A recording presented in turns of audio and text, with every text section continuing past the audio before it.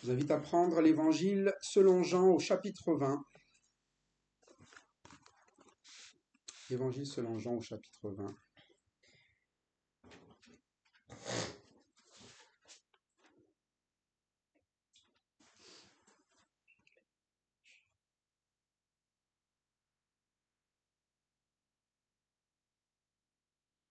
Et on va lire les 10 premiers versets de ma gauche à ma droite.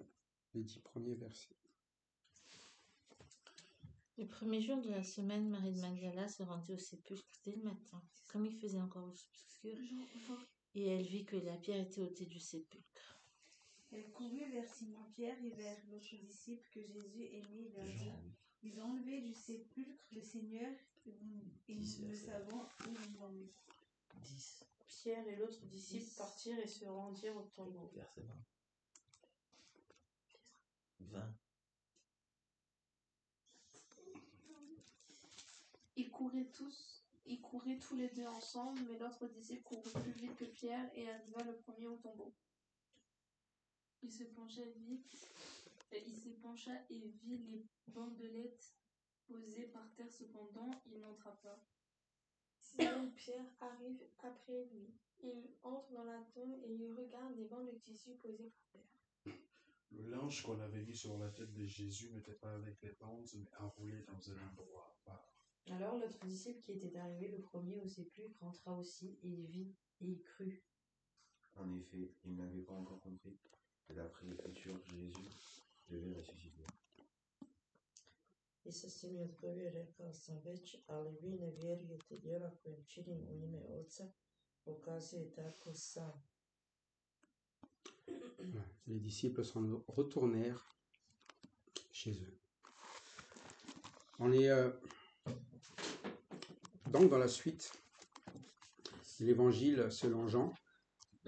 Puis nous nous retrouvons après ce temps, au final, où le Seigneur a souffert ce chemin vers Jérusalem, là où il a été crucifié, là où il est mort, là où il a été mis dans la honte, à un moment ici où nous savons qu'il y a sa résurrection, sans même le voir, le tombeau qui est censé avoir eu raison de lui est vide. Et c'est un constat que témoigne ici, premièrement, celui qui est appelé au verset 8, mais même avant, l'autre disciple. L'autre disciple, c'est celui qui témoigne ici. C'est celui, en fait, qui est en train de donner le témoignage des événements tels que lui-même l'a vécu et vu. Et c'est important de noter le verset 8 et 9 sur ce qu'il pense de ce qu'il était au moment où il a été dans cette situation. Il dit, alors l'autre disciple qui était arrivé le premier au sépulcre entra aussi, il vit et il crut. Ça veut dire que s'il n'était pas rentré, il n'aurait pas vu et il n'aurait pas cru. Et il dit cela parce que, contrairement à Pierre, il est rentré en regardant. Lui, quand il est arrivé, il a quand même mis un frein. Et c'est bien parce que Jean, ici, quand il donne un témoignage, il n'hésite pas à parler vraiment de la manière dont il se conduisait ou de la manière dont il faisait les choses avant. Il précise au verset 9 pour quelle raison il a fallu qu'il voie pour croire. Il dit car il ne comprenait pas encore que, selon les Écritures, Jésus devait ressusciter des morts. Le problème de Jean, ici, il l'admet, c'est un problème de compréhension selon les Écritures. De compréhension de la parole qui avait déjà été donnée et qui annonçait que le Seigneur devait ressusciter. Il devait avoir une suite à cette fin qui a l'air d'être la fin de tous les hommes, qui est la mort. Mais le manque de compréhension des Écritures nous amène souvent à un manque de vivre ce que promettent les Écritures. Si on se contente de lire les Écritures sans regarder eh bien, toutes les promesses que Dieu donne, eh bien, les Écritures peuvent être très difficiles. Là, on va essayer, par exemple, de faire un royaume sur cette terre, alors que le royaume, c'est le royaume de Dieu qui est au-dessus de toute cette terre. Mais pareil aussi, nous pensons que la meilleure vie, c'était la vie qui était avant que le Seigneur ne meure. Et quand même, il faut rappeler toujours que c'était la difficulté de tout le monde ici, de voir un petit peu les événements passés se terminer. Jusqu'à maintenant, Jean croyait tout ce qu'il voyait. Et qu'est-ce qu'il voyait du Seigneur? Des œuvres belles. Et j'ai envie de dire, c'est pour ça que le Seigneur est paru. Il est paru pour montrer bien le signe qu'il est bien le Fils de Dieu. Il a fallu que les gens le voient. Et beaucoup ont vu, et comme ils ont vu, vous voyez dans Jean, s'ils ont écrit, ils ont cru. Mais la question c'est, aujourd'hui, est-ce que c'est notre façon de faire, on ne croit que ce que l'on voit. Ou on croit parce que c'est ainsi que les Écritures le promettent. C'est ainsi que nous avons sondé dans la parole de Dieu. Et Jean, il dit une chose, lui, pour croire, il a d'abord quoi? Il a d'abord vu là. Il entra, il vit, il crut. Mais il ne dit pas ça en disant que c'était une bonne chose. Il dit car il ne comprenait pas encore. Vous voyez, ça veut dire que la manière de faire qu'il faut que je voie pour croire, c'est la manière de ceux qui ne comprennent pas encore les Écritures. Mais quand vous savez ce que représentent les Écritures et qui parle, c'est différent. C'est-à-dire que vous croyez même sans avoir vu. Et c'est ça la connaissance du Seigneur. Plus vous connaissez le Seigneur, plus il est aisé de vivre avec lui, tout simplement par ses paroles. Parce que vous savez que ce qu'il dit, il va toujours le faire. Mais parfois, on a besoin de dire, Seigneur, montre-moi d'abord, et après, peut-être, je vais croire. Mais pour Jean, il dit, mais non, je ne comprenais pas encore les Écritures, je ne comprenais pas encore à l'époque que Jésus devait ressusciter. Du coup, l'événement actuel, il ne le comprend pas vraiment non plus. Il ne comprend pas, pourtant, il vient de voir que quoi? Il crut quoi d'abord? Il crut que le tombeau est vide.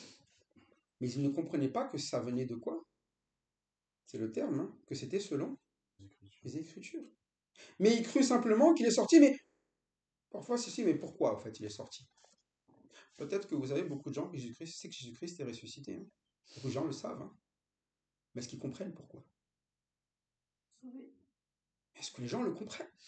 Si vous demandez aux gens, est-ce que Jésus-Christ est mort sur la croix? La plupart des gens vous diront quoi? Oui, mais est-ce qu'ils comprennent pourquoi? Est-ce que si vous leur demandez qu'il est ressuscité? Oui, bon, écoute, certains le disent, mais même le savoir simplement comme cela, il faut comprendre qu'il y a une raison pour cela. Et les Écritures, depuis le début, elles ont annoncé qui il était. Et pourtant, ça a été annoncé dès le départ, Jean-Baptiste, lorsqu'il avait montré du doigt le Seigneur, André et puis l'autre disciple, a dit quoi? Voici l'agneau de Dieu qui ôte les péchés du monde. Si vous aviez bien écouté, il fallait donc qu'il soit crucifié. Un agneau, qu'est-ce qu'on est censé faire avec? Dans le temple, l'offrir en sacrifice. Parce qu'il y a une œuvre qui est de cet agneau, mais il fallait croire cela. Et parfois, nous faisons les choses pas parce que l'Écriture le dit, et l'Écriture nous explique toujours bien les choses, mais parce que souvent, on se dit, c'est ce que Dieu nous demande de faire. C'est ce que je vois depuis toujours. Depuis toujours, dans le temple, on prend un agneau et on le sacrifie.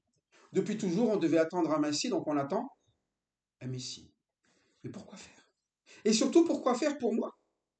C'est pour ça que pour Jean, il dit qu'il y a un problème de compréhension, mais de compréhension dans les Écritures. Et sans compréhension des Écritures, on n'a pas de compréhension des situations qui se passent devant nous. Il y a des événements dans lesquels nous participons, que le Seigneur nous fait vivre, et nous ne comprenons pas à quoi ça sert parfois. À quoi servent les épreuves? À quoi servent, l'écoute de la parole de Dieu? À quoi sert, de croire au Seigneur Jésus-Christ si je peux moi-même faire les les choses? À quoi sert de me confier en Dieu pour des choses les plus basiques? Et parfois, nous ne comprenons pas parce que les Écritures nous disent une chose, c'est que les pensées de l'homme ne sont pas les pensées de Dieu, et si nous n'acceptons pas la pensée de Dieu, nous n'agirons toujours qu'avec la force de l'homme. Mais l'Écriture, c'est ça. L'Écriture, elle annonce le plan de Dieu. Si vous ne vous basez pas sur le plan de Dieu, vous aurez vos propres. Si vous ne vous basez pas, eh bien, sur la vie que Dieu veut que vous meniez selon sa parole, vous allez mener la vie comme vous le sentez, mais ça ne sera jamais avec le résultat que Dieu voulait. Et ça n'est pas par la foi que vous le ferez parce que vous croyez que vous êtes capable de le faire, de le voir, de le vivre. Mais Jean, il dit ça parce que quand il va dire cette lettre, il a un but ici.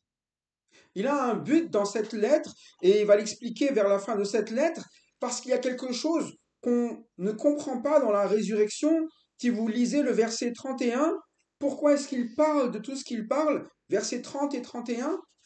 Il y a beaucoup de choses à dire. Il y avait beaucoup de choses à voir. Mais c'était suffisant. Pourquoi?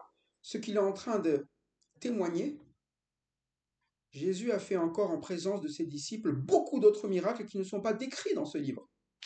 Mais ces choses ont été écrites afin que vous croyiez que Jésus est le Christ, le Fils de Dieu, et qu'en croyant, vous ayez la vie en son nom.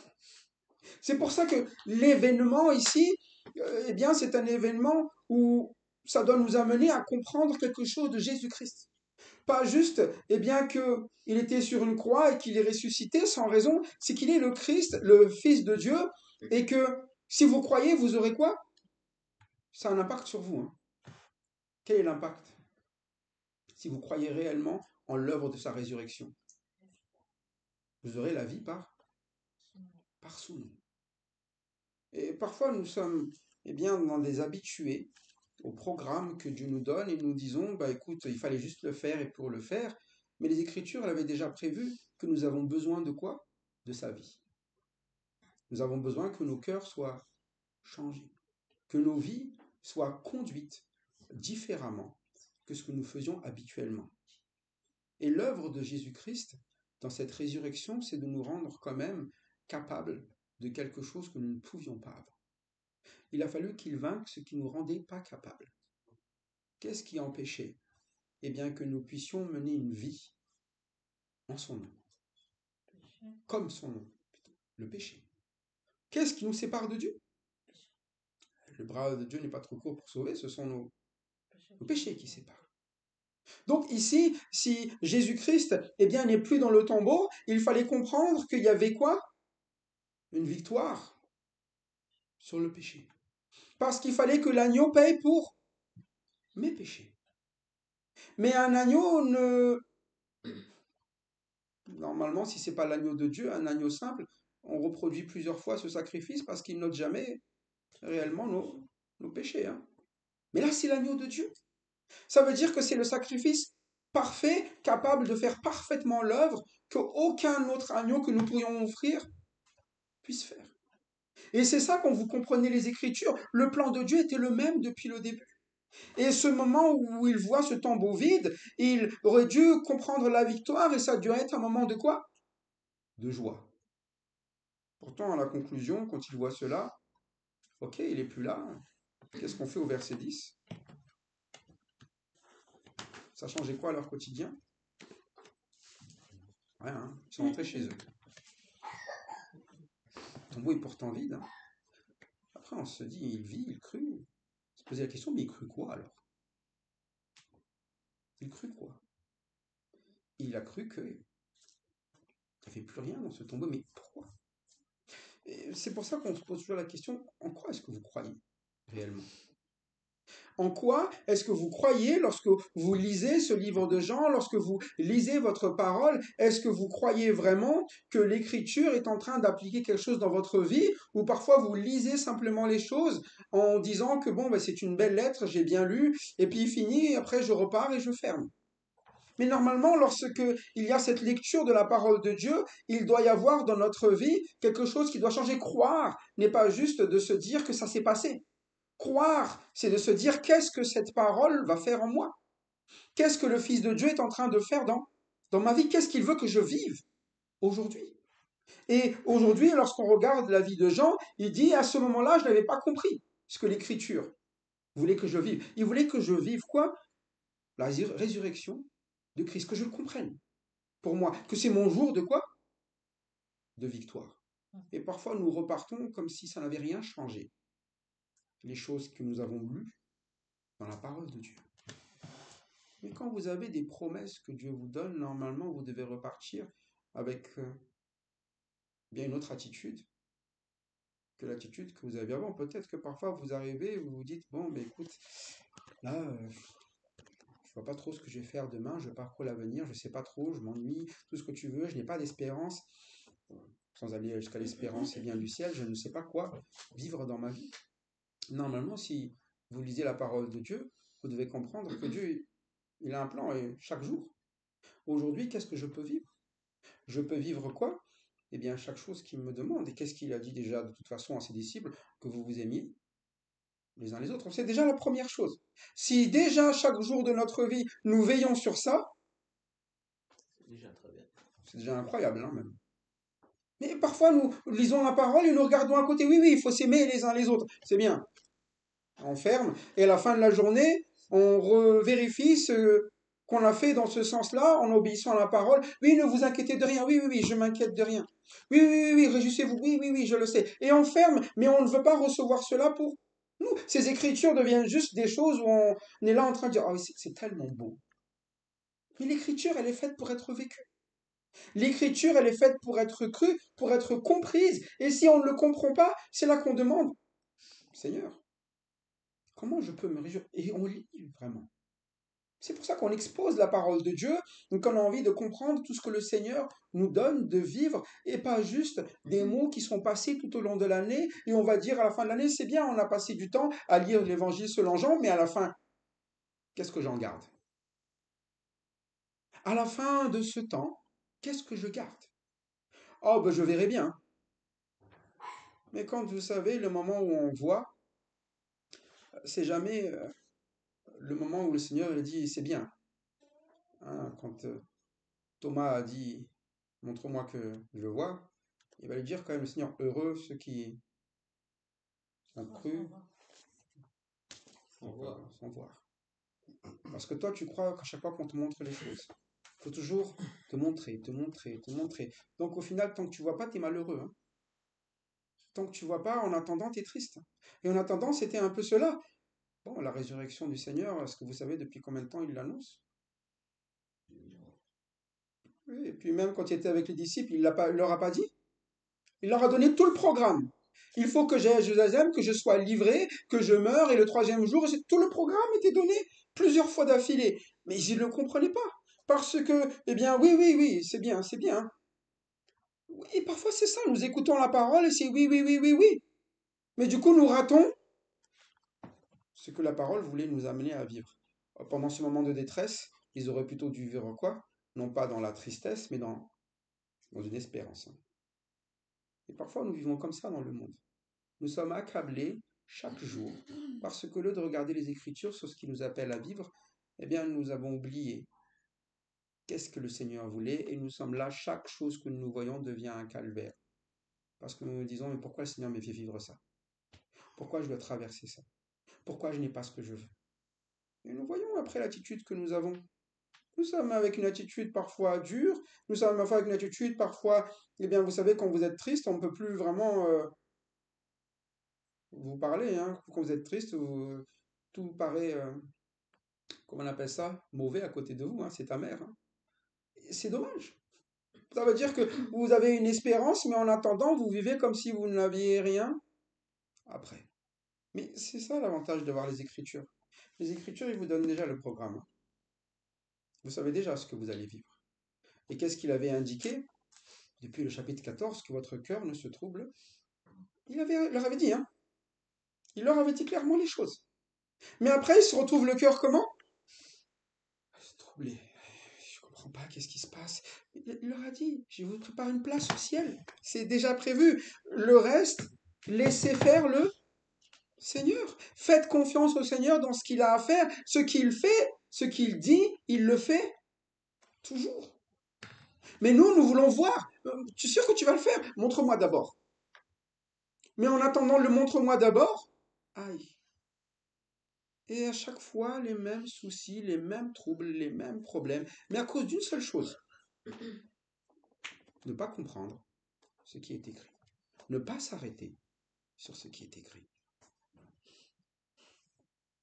Lorsque Pierre et Jean vont au tombeau sur l'appel de Marie qui les emmène, vous connaissez l'histoire, hein. Au début, plusieurs fois, il va être dit dans l'évangile selon Marc, par exemple, qu'ils n'ont pas cru. Quand ils les ont appelés, qu'on dit que le tombeau est vide, n'importe quoi. Et à chaque fois que le Seigneur, annonce quelque chose à l'avance, parfois nous pensons que ce sont des choses impossibles. Ça va, s'inquiéter de rien, il ne faut pas exagérer non plus. Toujours joyeux, mais ça va. Cherchez d'abord le royaume de Jésus. Mais attends, il y a des choses de cette vie aussi. Et à chaque fois, on ne fait pas confiance que toutes les choses seront par-dessus. Nous ne faisons pas confiance que la paix du Seigneur sera là. Nous ne faisons pas confiance, à toutes les promesses de Dieu. Nous nous basons toujours sur quoi? Sur ce que nous voyons. Et du coup, parfois, vous allez croire tout ce que vous voyez. Et ce que vous voyez aujourd'hui, c'est que la vie, elle ne ressemble à rien à ce qui est dans le ciel. Et vous allez vous dire quoi? Mais Seigneur, pourquoi tu me fais vivre ça? Mais c'est parce que vous voyez de vos yeux. Quand vous voyez le Seigneur à la croix, vous voyez de vos yeux quoi? C'est la fin. Mais quand vous regardez par la foi, vous savez qu'il y a un combat qui est en train de se faire et que ça va vous amener quoi? La victoire. Mais c'est ça ce qu'on appelle croire, réellement. Croire non pas ce que vous voyez, mais croire ce que Dieu vous dit. La foi vient de ce qu'on voit, c'est ça? De ce qu'on entend. Mais la foi, c'est aussi l'assurance des choses quoi? On ne voit pas, mais que l'on... Hébreux 11.1, quelqu'un me le lit, si vous voulez. Des choses qu'on... Oui. À quel moment les yeux interviennent là-dedans? Or, la foi est une ferme assurance des choses qu'on espère, une démonstration de celles qu'on ne voit pas. Et c'est ça, il croit, mais il croit ce qu'il voit, ça ne s'appelle pas la foi. Ça s'appelle, ce que fait tout le monde, hein. Mais rien ne peut avoir besoin de la parole. C'est pour ça que quelqu'un qui croit par les yeux, c'est parce qu'il a mis les Écritures de côté, parce qu'au final, pour lui, ce qu'il y a dedans, je ne le vois pas. Comme je ne le vois pas, j'y crois pas. Mais la question, c'est la parole de qui est dit dans ces Écritures, qui a fait la promesse? Qui fait la promesse? C'est Jésus ici qui leur fait une promesse, mais c'est la promesse déjà depuis, c'est le plan de Dieu. Donc quand vous ne croyez pas, c'est un peu comme quand vous dites à quelqu'un, je ne te crois pas, allez jure, parce que vous pensez que c'est toujours un quoi? Un menteur. Hein. Mais Dieu, il ne ment pas. Mais quand à chaque fois qu'on ne veut pas croire ce qu'il nous dit, qu'on veut voir, c'est qu'on se dit, c'est pas sûr que tu fasses toujours ce que tu dis. Mais vous voyez bien ici, il a bien fait ce qu'il a dit. Hein. Le tombeau est vide.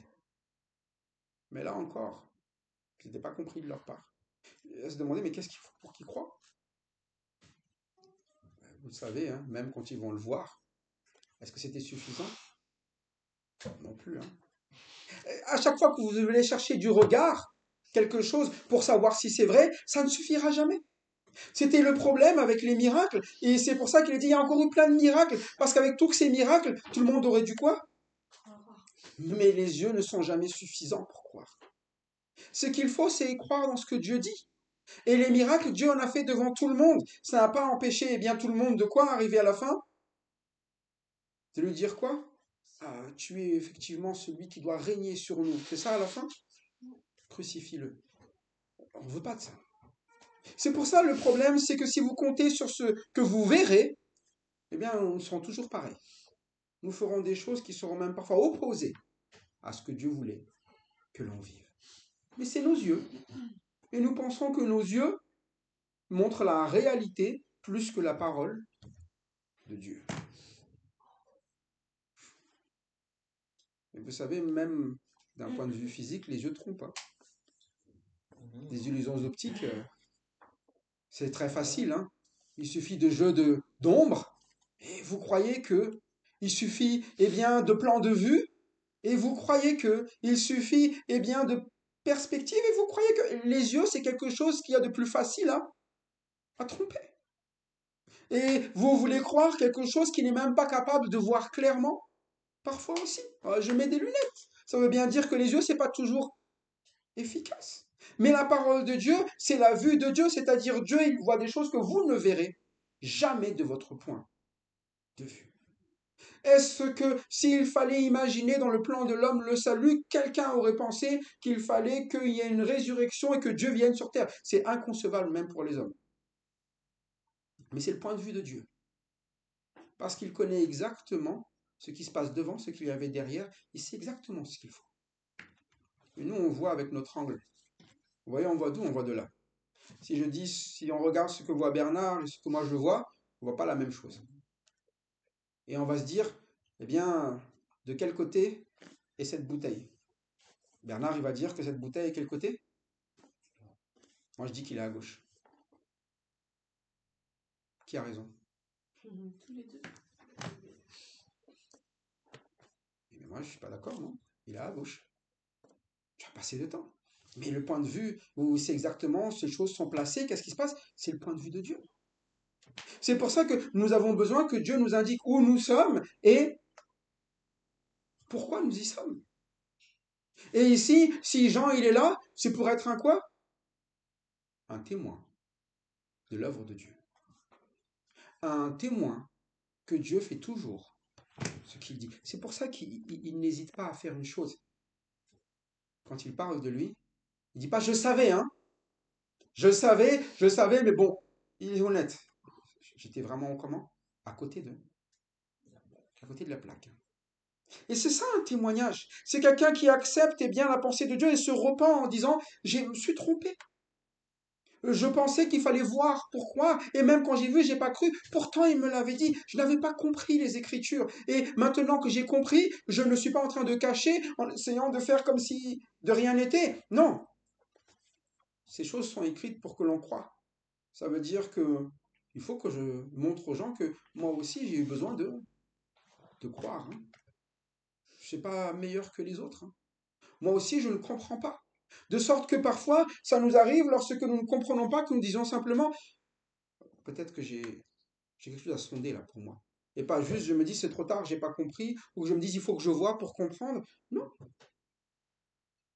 Jésus devait ressusciter des morts. La compréhension, elle est dans le texte. Pourquoi maintenant? En quoi ça change ma vie? Ça, c'est ce qu'on appelle vivre par la foi. Est-ce que je vais baser ma vie sur cette résurrection? Est-ce que je vais baser mon plan de tout ce que je fais en me disant, cette résurrection, elle m'amène une vie nouvelle, elle m'amène la victoire sur le péché, et donc je peux dire non au péché, je peux marcher en nouveauté de vie, ou je me dis quand même, je vais continuer à vivre comme avant, parce que comme avant, c'était pas si mal que ça. Ou je suis déjà assez bien aujourd'hui, il n'y a pas besoin de continuer à vivre en nouveauté de vie. Voici, toutes choses sont devenues nouvelles en Christ. Oui, mais pour moi, je suis très bien comme aujourd'hui. Mais ça se voit, hein, parce que c'est aussi écrit dans les Écritures, hein, qu'il y aura des rebelles. Hein.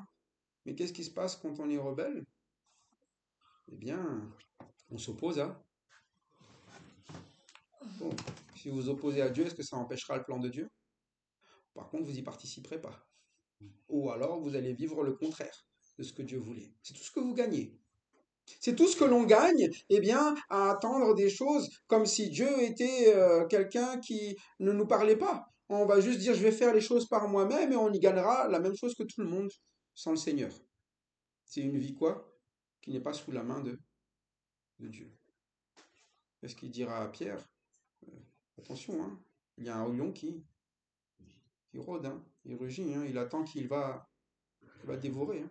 Mais sous la main du Seigneur, sous la puissante main du Seigneur, nous sommes gardés. C'est ça quand vous croyez dans l'espérance. Je dis, ok, si tu me dis de rester là, je reste là. Mais vous rendez-vous compte que ce sont les apôtres ici qui parlent aussi. Parfois, nous imaginons que notre vie, eh bien, elle est capable même plus que celle que les apôtres ont menée. Donc nous, on n'a pas besoin, eh bien, de faire ce que le Seigneur dit. On peut baser tout sur notre propre capacité. Mais les apôtres, ils ne font rien qui ne soit dit par le Seigneur. Et le Seigneur, il a dit quoi au verset 17? Je leur ai donné tout ce que tu m'as donné. Tout est accompli sur cette partie-là avant même de parler de la résurrection. C'est-à-dire qu'ils ont connu que je viens de toi. Ils ont tout entendu. Et ils vont annoncer quoi au monde? La même chose. Et nous ne le faisons pas parce que nous ne faisons pas confiance non plus en ces choses-là. Vous n'allez pas emmener des gens avec vous si vous-même n'allez pas y aller dans cette direction-là. Mais c'est ça aussi la vie avec le Seigneur. Et ces apôtres, ils avaient besoin de s'affirmer eh bien, dans la parole du Seigneur, d'être ferme dedans plutôt. Mais jusqu'ici, l'autre disciple qui était arrivé le premier au sépulcre entra, il vit, il crut, mais il est dit car il ne comprenait pas encore. Comprenait pas encore. Il faut reconnaître aussi que parfois il y a des choses qu'on ne comprend pas aussi encore. Parfois c'est ça. C'était le cas de ces apôtres. Mais l'avantage quand on ne comprend pas encore, c'est qu'on peut toujours chercher à comprendre. C'est pour ça que quand il appelle eh bien, les apôtres, lorsqu'il les envoie, il les invite à ce que le monde comprenne. Allez, faites de toutes les nations des disciples. Pour que les gens comprennent. Pour que les gens comprennent quoi? Qu'est-ce qu'on leur enseigne?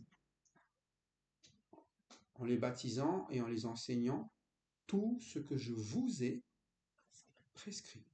Il a utilisé, je vous ai prescrit. Vous savez ce que c'est qu'une prescription? Vous avez où des prescriptions en général? Voilà. Donc vous avez une prescription, qu'est-ce que vous faites avec? Vous regardez juste. Ah, c'est intéressant, il y a des beaux noms de médicaments. Je trouve que c'est sympa, c'est marrant comme mot ça. Vous prenez et vous savez ce que ça fait. Vous savez que ces douleurs que vous aviez, en prenant cela, ça va les calmer, guérir, soigner. De sorte que, parfois, j'ai mal à la tête. Vous dites quoi aux gens?